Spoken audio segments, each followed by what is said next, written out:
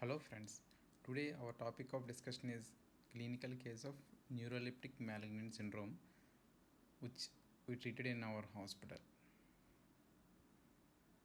Coming to clinical presentation, a 49-year-old male with known psychotic disorder on medication came to emergency department with chief complaint of altered sensorium and fever since 3 days with no treatment history available. On first day of examination, he is in altered sensorium. BP is 140 by 90 and pulse rate was 95 per minute. We sent routine investigations. We started and CT brain was normal. We diagnosed it as encephalopathy, metabolic or infectious. We have given supportive care and antibiotics. So, tone is normal. On day 2 of examination, fever increased, still patient is in altered sensorium. On insisting, patient attenders told about the usage of drug. That patient has a habit of stopping drug for few days, then taking all the tablets once. He was on haloperidol. On second day, the patient attenders brought to the hospital. On examination, he has muscle rigidity, which is typical English. Means first day it is minimal or somewhat moderate, but we missed it because we are not suspecting that this diagnosis. And BB is 110 by 70 and heart rate is 89 per minute and temperature was 100.5 degree Fahrenheit. So we sent for CPK and CBC was mildly elevated.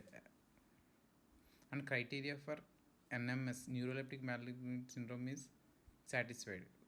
So we started on supportive treatment and bromocriptine. And day 3 we got CPK levels. CPK levels are quite high. Then what is the diagnostic criteria of NMS? Major criteria all should be satisfied. Exposure of dopaminic antagonist or dopamine agonist withdrawal within 72 hours. The patient is on haloperidol, which is dopamine antagonist. And muscle rigidity, patient has muscle rigidity. And hyperthermia, patient has hyperthermia. So all three are satisfied in our patient. And minor criteria, at least 2 should be present: diaphoresis, dysphagia, tremors, incontinence, altered sensorium, tachycardia, elevated or labile blood pressures, leukocytosis, and elevated CPK levels.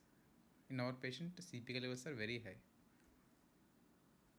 So, in the minor criteria, diaphoresis can't be identified because in this patient, because in tropical climate and government hospital setup, it is difficult to identify.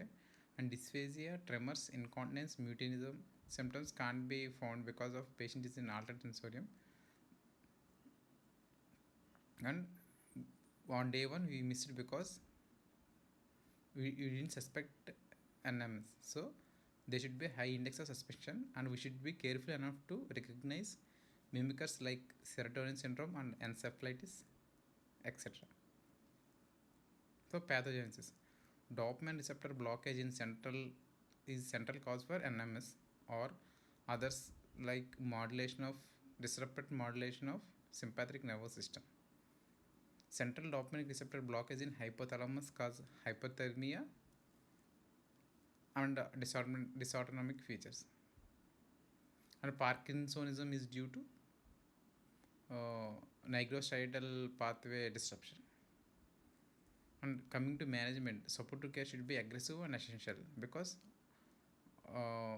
the complications are quite in wide range, like dehydration, electrolyte imbalance, cardiac arrhythmias, respiratory and cardiac failure, disseminated intravascular coagulation, seizures, renal failure, hepatic failure, sepsis, etc.